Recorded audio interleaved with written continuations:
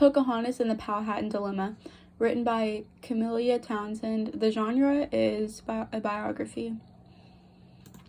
For the introduction, Camellia Townsend's goal in Pocahontas and the Powhatan Dilemma was to improve the imprecise information about Pocahontas. Townsend analyzes the differences between indigenous people and English settlers. Through Pocahontas' life events, we get to explore the New World through indigenous people's point of view. Throughout the book, we follow Pocahontas' daily life and how women contributed to the tribe. We will also examine the beginning relations between the English settlers and the indigenous people, along with the debunking of myths, and finally, arguments between John Smith and the Powhatan on whether or not they can trade food for weapons. So now we're going to talk about some information of the author. Camellia Townsend is an American historian. She is a professor at History of Rutgers University.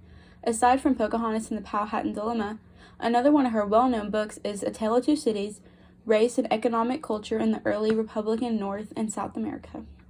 Camellia Townsend also is very big on primary sources instead of secondary sources. Camellia Townsend wrote Pocahontas and the Powhatan Dilemma to uncover the true story of Pocahontas and debunk multiple myths about relations between English settlers and indigenous people.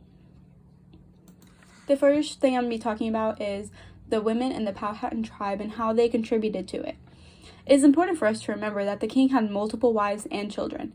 Women were expected to have a child with the king, and then the woman would go home and could get a husband and another wife, and they would raise the child until they're about 5, or where they don't need constant attention, and then they would be sent to be raised. It wasn't only men that were responsible for taking care of the tribe. Women were also expected to work also.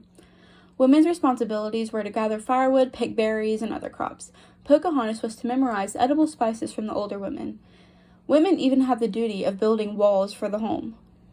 Women were indeed very powerful. The Powhatan tribe, quote, "Skeletons from that time suggest that the Indian women were as strong as many modern American men," end quote. At the end of the day, there was always some type of event after dinner, whether it was storytelling or dancing. Pocahontas was a child at this time, so she tended to listen to stories from the elders.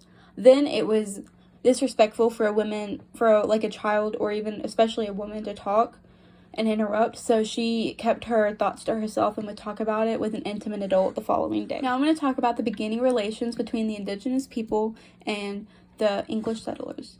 In Chapter 3 of the novel, John Smith had been captured by the Pamunkey tribe. The tribe had been very kind to him, and mostly they took him around from village to village, kind of showing him off, like, look what I got. Smith was then brought to face with Powhatan. Quote, "When Powhatan received Smith a few weeks later, he was reclining in a state on a low platform with long chains of white beads and pearls around his neck.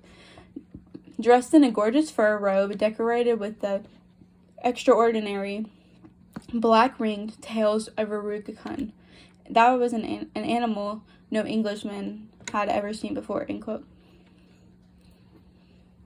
It was kind of a big deal that they dressed nice to see each other. Now I'm going to be talking about the uncovered truth. The tribe never really wanted to hurt Smith, but mythical legends will say it was true. But Townsend has proved it false. One of the biggest myths was that Powhatan had ordered Smith to be beaten in the head with a club, but Pocahontas jumped in the way to save him. Townsend brings up many reasons how this is false, such as the fact that Pocahontas was only 10 years old during this alleged event. More research uncovers that the fact that this claim had been brought up after the fact that those who would have seen it had died. John Smith himself never wrote any story until 1624, when he knew quite well there was no one left alive who could refute it. Now I'm going to be talking about some of the key negotiations between Powhatan and John Smith, along with the Englishmen. Whenever John Smith was brought to Powhatan, Powhatan had an offer for him. Powhatan would give the English the Chesapeake territory, along with that he offered include a supply of corn and venison when needed, and even protection, and all in exchange for some copper and hatchets. Powhatan knew that the English were skilled in creating metal goods, so he wanted in. Powhatan agreed to send Smith home in exchange for, quote, 2 guns and a grindstone, end quote. However, upon returning to Jamestown, Smith was forbidden to grant him the guns, but instead offered them cannons and other small things, but they were indeed not guns, so it was not good enough. This caused the tribe to become angry and want the promised weapons.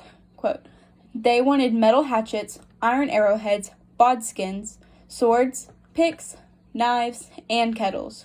They would also, of course, take guns whenever they could get them from the unwilling settlers. End quote. In 1608, Powhatan had begun sending gifts to Jamestown every couple days. Powhatan continued to send the colonists gifts of corn, raccoon tails every few days. Powhatan continues to give gifts such as silk and the Englishmen in exchange for guns, but they kept denying him the guns. Guns were not the only things being negotiated, but also people. In the year 1608, the Pagspa village and the Englishmen took hostages from each other.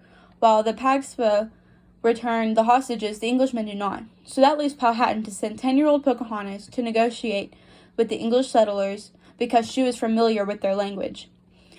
They resort to once again giving gifts in exchange. Fortunately, Pocahontas was able to negotiate her way home to get the men home. Trades and negotiations were key during this time because it shows trust and appreciation between different civilizations. Throughout Pocahontas and the Powhatan dilemma, we dove into the responsibilities of women in the tribe, the beginning relations between the Indians and Englishmen, uncovered truths, and some negotiations between the Indians and Englishmen. Pocahontas and the Powhatan Dilemma is a great book to really dive into the truths about Pocahontas, indigenous tribes, and even Jamestown. Camellia Townsend did a great job of having primary sources to back up her claims when uncovering truths. She also had several examples when supporting her claims that helps the reader really understand. The author did convince me of her argument. I truly never know the truth behind Pocahontas jumping in and sparing John Smith's life. I found that very interesting.